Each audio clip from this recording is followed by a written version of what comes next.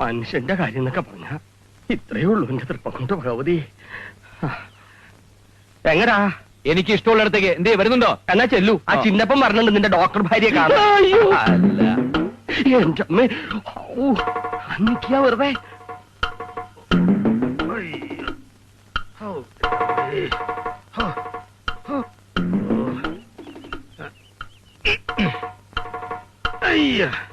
ഇവിടെ എന്താ ആകെ ഒരു ശശ്മാന മൂകത? സിദ്ധാർത്ഥൻ സാറേ, ഇവിടെ ആരും ഇല്ലേ? സിദ്ധാർത്ഥൻ സാറേ, സിദ്ധാർത്ഥൻ. ദാക്ഷായണമേ, ഡാക്ടർ മരുമോളൊന്ന് കാണണമല്ലോ. അവരെ കണ്ട സകല വിഷമവും തീരുമെന്നാ സിദ്ധാർത്ഥൻ സാറും കുഞ്ഞന്മാരും പറഞ്ഞത്. ദേ ഇത് കണ്ടില്ലേ, ഞാൻ ചത്താലും എന്റെ കൂടെ പരലോകത്തേക്ക് ഇല്ലെന്നും പറഞ്ഞ കാലിന്റെ കിടപ്പേ.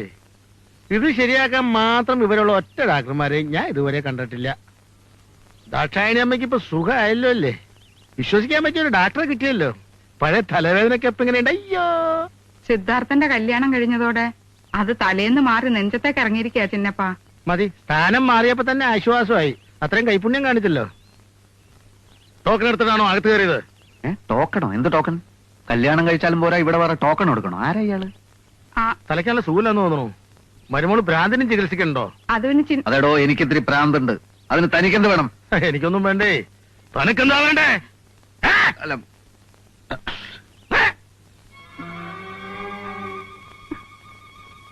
എനിക്ക് നിന്റെ തർക്കത്തിലൊന്നും കേൾക്കണ്ട. ഞാൻ പറയുന്ന പോലെ ചെയ്താൽ മതി.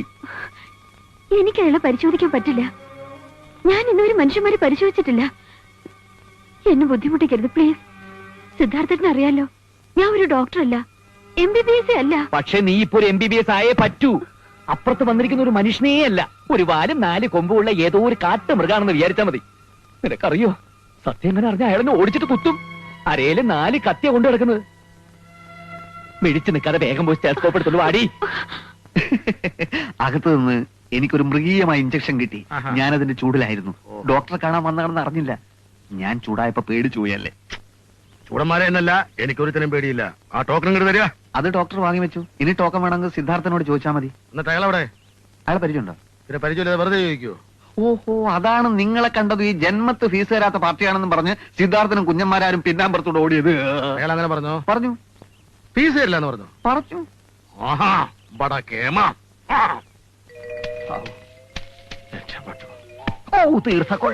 ഫീസ് കൊടുക്കൂലെന്ന് ആരാ പറഞ്ഞേ? കുടുംബം വിറ്റാണെങ്കിലും ചിന്നപ്പം ഫീസ് കൊടുക്കും. ഈ കാലം എങ്ങനെയെങ്കിലും ഒന്ന് നന്നാക്കി കിട്ടിയാൽ മതിയായിരുന്നു. അതിനുള്ള എന്തെങ്കിലും വഴിയുണ്ടോ?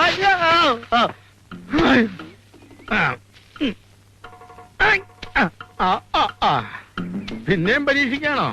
എന്താ എന്റെ തൃപ്പങ്കോട്ട് ഭഗവതി, എന്റെ സ്റ്റെതസ്കോപ്പ് ചിന്നപ്പൻ ഇന്നും ഊരും.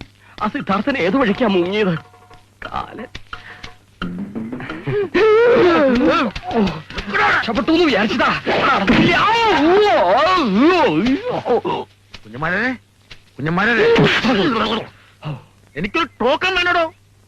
എന്നെ ഡോക്ടറെ കാണാൻ സമ്മതിക്കാതെ നിങ്ങൾ എവിടേക്കാ ഓടണേ? അയ്യോ, ഞാൻ ടോക്കണും കൈ പിടിച്ച് ചിന്നപ്പന് തരാൻ വേണ്ടി നടക്കുകയായിരുന്നു. എന്നാ പിന്നെ നേരത്തെ പറയാൻ പാടില്ലായിരുന്നു. ഒരു ഏത് വെറുതെ ആയിപ്പോയി. വെറുതെ ആയില്ല, ശരിക്കും കിട്ടി. എവിടെ? ഇവിടെ. നന്നായി.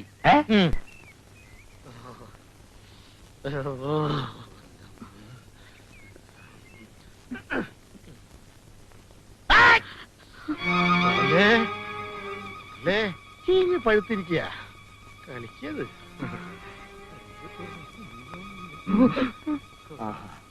എന്തായി? പരിശോധന തുടങ്ങിയിട്ടേ ഉള്ളൂ. കുളമ്പ് രോഗാവും. അത് നാൽക്കാലികൾക്ക് വരുന്ന അസുഖല്ലേ? ആ കിടക്കണതിനെന്താ?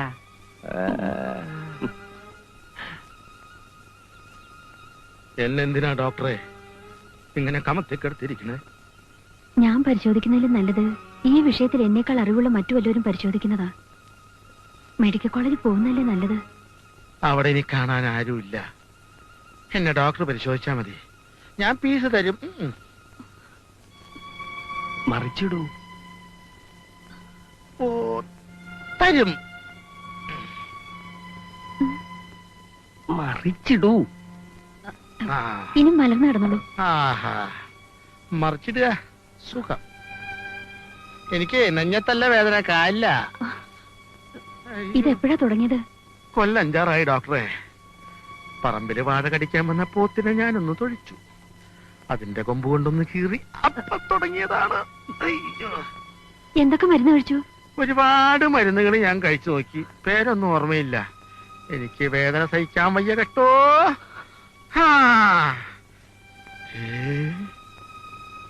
ഡോക്ടർ എന്താ കരയണേ? കണ്ണീന്ന് വെള്ളം വരണ്ടല്ലോ. ഞാൻ മരിച്ചുവോ ഡോക്ടറെ? എടോ ചിന്നപ്പാ, മരിക്കാറായിട്ടില്ല. ആവുമ്പോ ഡോക്ടർ പറയും, അല്ലേ ഡോക്ടറെ? തന്നോട് ചോദിച്ചില്ല. തന്നോടൊന്നും പറഞ്ഞുമില്ല. ആരാത്?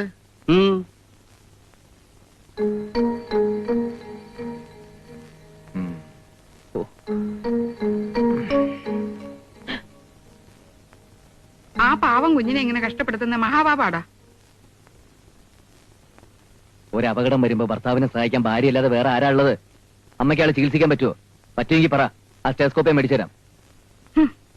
ഓ, അല്ലെങ്കിൽ ഇതിൽ ഇത്ര വിഷമിക്കാനൊന്നുമില്ല. പുറത്ത് കാണാത്തിരി വ്യത്യാസം ഉണ്ടെന്നേ ഉള്ളൂ. അകത്തുള്ള കിഡ്നിയും ലിവറും ഹാർട്ടും നമുക്ക് മൃഗങ്ങൾക്ക് എന്നാലും ഒരുപോലെ തന്നെയാ. അമ്മ ചെന്ന് അവളോട് അയാൾക്ക് എന്തെങ്കിലും ഒരു മരുന്ന് എഴുതി കൊടുക്കാൻ പറ. ചെല്ല്. 3 നേരത്തേക്കുള്ള മരുന്നാട്ടോ, പിണ്ണാക്കി ചേർത്ത് കൊടുക്കണം. പിണ്ണാക്കിലോ? ചില ഡോക്ടർമാര് മുതിരയിൽ ചേർത്ത് കൊടുക്കാനും പറയും. ഇതെന്താ സദ്യക്ക് വിളമ്പാനുള്ളതാ?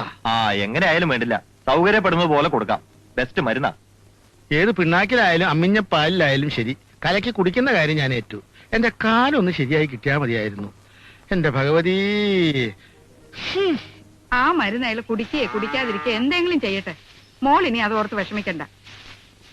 അയാൾക്ക് എന്തെങ്കിലും സംഭവിച്ചാലോ അമ്മേ? ഓ, ഏറി വന്നാ എന്താ സംഭവിക്കുക? ചത്തുപോകും, അത്രയല്ലേ ഉള്ളൂ. അവൻ ചത്താലും ഒരു കുഴപ്പമില്ല. കല്യാണം കഴിച്ച് 6 മക്കളെ അപ്പം ചുടുന്നോലെ ചുട്ടെടുത്ത് മേലും കീഴും നോക്കാൻ നടക്കുന്നവനവൻ. ആരും തരുമ്പ് പേടിയില്ലാത്ത ഒരു നീർക്കോലി. സത്യം പറഞ്ഞ അവൻ ആ മരുന്ന് എഴുതി കൊടുത്തത് എനിക്ക് ഇഷ്ടായി. അല്ല പിന്നെ. അമ്മേ, ഭാരതി. ദൈവമേ, ഭാരതി ഇങ്ങോട്ട് വന്നോ? കുഞ്ഞൻ അവളെ എന്തെങ്കിലും ചെയ്തു കാണും. അയ്യോ, ഭാരതി അമ്മായി അല്ലമ്മേ, നമ്മുടെ ഭാരതി പശു പറമ്പി ബോധം കെട്ടി കിടക്കുന്നു. എന്റെ ദൈവമേ, എന്റെ 5000 പോയേ. ദിവസം മുഴുവൻ പാല് തരുന്ന ഒരു പശുവായിരുന്നേ. എന്റെ ദൈവമേ, എന്റെ ഡോക്ടർ മോളെ, എന്റെ 5000, എന്റെ പശു, എന്റെ 5000.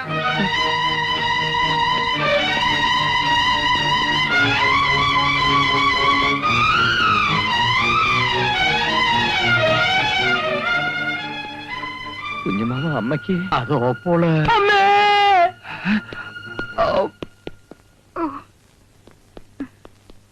അമ്മേ, ഇനി നീയും കൂടെ ബഹളം വെക്കാൻ ബാക്കിയുള്ളൂ. നിന്റെ അച്ഛന്റെ ശിവതാണ്ഡവ ഇപ്പൊ കഴിഞ്ഞിട്ടേ ഉള്ളൂ. ശിവതാണ്ഡവ ആടല്ല, ശിവകുറ്റി കണ്ട് പൊട്ടിക്കാ വേണ്ടത്. ഇങ്ങനെ ബഹളം വെച്ച് വീട് അവിടെ എന്താണ്ടായേ? ഞാൻ ചത്തു. നിങ്ങൾ എത്താൻ എനിക്കൊരു ചുക്കുമില്ല. ഏറി വന്ന ചെണ്ടവോട്ട് കേൾക്കാൻ പറ്റില്ല എന്നല്ലേ ഉള്ളൂ.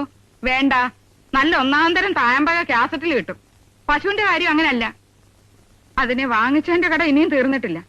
അതിന് വല്ലതും പറ്റിയെന്നറിഞ്ഞാ ഞാൻ ബോധം കെടും. ദൈവമായിട്ടാ ഈ കുട്ടി എനിക്ക് കൊണ്ടുവന്ന് തന്നത്. ബാക്കിയുള്ളവർക്ക് ആർക്കും വേണ്ടെങ്കിലും എനിക്കും എന്റെ പശുവിനും ഇവിടെ വേണം. അപ്പൊ ഒരു പശുപ്രശ്നത്തിന്റെ പേരും പറഞ്ഞാണോ ഈ വീടിന് ചുറ്റി ഇത്ര ആള് കൂടിയത്? ആ, അത് നീ അറിഞ്ഞില്ലേ? ഇല്ല. നിന്നെ കാണണമെന്നും നീ നഷ്ടപരിഹാരം കൊടുത്തേ പറ്റൂന്നും പറഞ്ഞ് ഒരു കൊടിയും പിടിച്ച് നത്തല് നമ്മുടെ പുരപ്പുറത്ത് കയറി ഇരിപ്പുണ്ട്. അത് കാണാൻ ആൾക്കാർ കൂടിയിരിക്കണേ.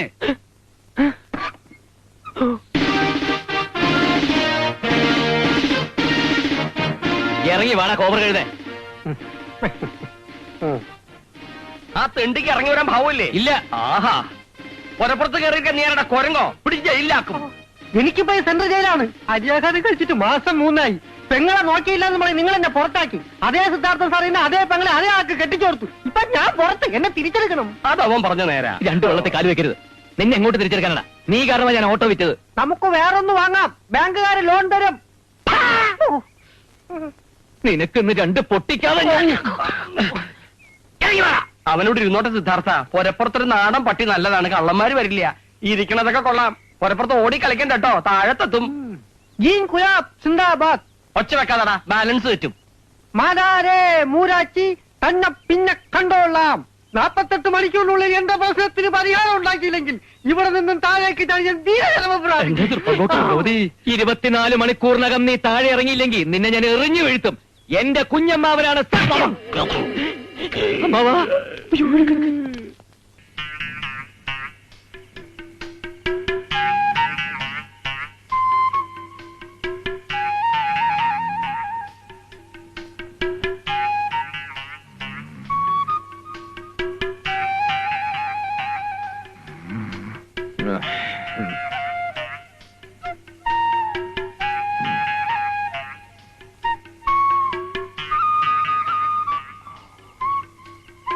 കുഞ്ഞന്മാരാരേ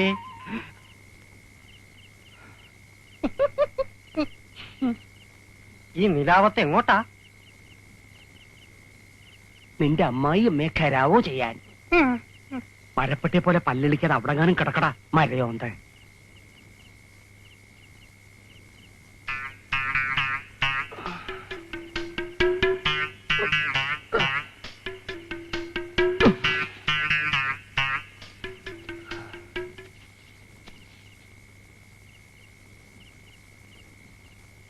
സിദ്ധാർത്ഥൻ സാറേ ഒന്ന് എണീറ്റേ, ഇങ്ങോട്ട്. എന്താടാ? കുഞ്ഞന്മാരാര് മതില് ചാടി, പാർവതി ചേച്ചിയുടെ മതില് ചാടി. എപ്പോ? ഇപ്പോ ഈ നിലാവത്ത്. എന്നിട്ട് എന്തായി?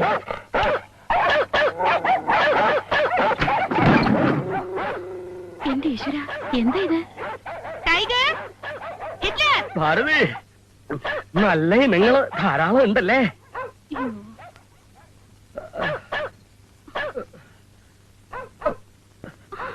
അയ്യോ, എന്താ ഇത്? തെങ്ങി കയറി പരിചയല്ലോ. എന്തു പറ്റി? ഭാരതി, എന്നാ നീ നായ്ക്കളെ വാങ്ങിയത്? ഇന്നലെ. എന്നാൽ ഇന്ന് അവറ്റകൾ എന്നെ നക്കി. ആശുപത്രി കൊണ്ടുപോയിക്കോളൂ. എന്റെ അസല് കടിയിട്ടോ. എന്നാൽ ഈ കടി ഇത്തിരി കട്ടിയായിപ്പോയി.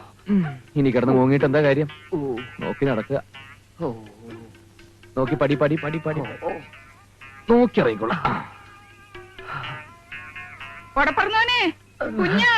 എന്താണ്ടായേ? ഇന്നലെ രാത്രി കുഞ്ഞമ്മായുടെ മതില് ചാടിന് കിട്ടിയ ശിക്ഷയാ. ദേഹം മുഴുവൻ കടിച്ചു പറിച്ചു. ഭാരതിയോ? അല്ല, അവിടുത്തെ പട്ടികള്. എന്നാ പിന്നെ നിനക്കത് എന്നോട് നേരത്തെ പറഞ്ഞു വിടായിരുന്നോ?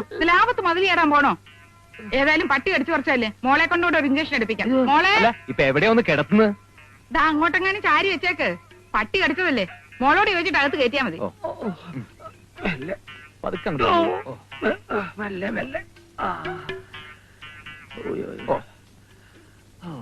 സത്യം പറയാലോ, അമ്മൂക്കുട്ടിയുടെ വരവാ നിന്നെ എല്ലാ അപകടങ്ങളിൽ നിന്നും കരകയറ്റണത്. കരയ്ക്ക് കയറി കയറി ഞാനിപ്പോ ഇറങ്ങി ചെന്നോണ്ടിരിക്കുന്നത് നടുക്കടലിലേക്കാ. അതുകൊണ്ട് കുഴപ്പമില്ല, മരിക്കാൻ നേരത്തെ ഇത്തിരി വെള്ളം കുടിച്ച് മരിക്കാമല്ലോ, അതൊരു ഭാഗ്യാണേ. വന്നോളൂ വന്നോളൂ വന്നോളൂ, എല്ലാം കൂടെ പോന്നോട്ടെ. ഒട്ടും മടിക്കണ്ട, വന്നോളൂ.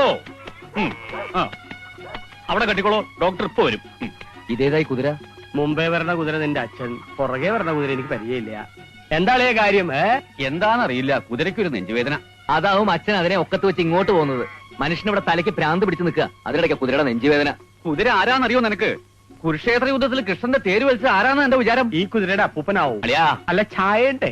കഴുത്തിൽ കുഴലിൽ തൂക്കി ഒരു പെൺകുട്ടി വീട്ടിൽ വന്ന് കയറിയിട്ട് മാസം കുറയായി. ആ കുഞ്ഞിനെ വിഷമിപ്പിക്കാൻ സമ്മതിക്കില്ല. അവളെ സന്തോഷിപ്പിക്കാൻ കുതിരയല്ല ഹിപ്പപ്പൊട്ടാമസിനെ കണ്ടാലും ഞാൻ കൊണ്ടുവരും. എന്താ, ആർക്കെങ്കിലും പരാതി ഉണ്ടോ?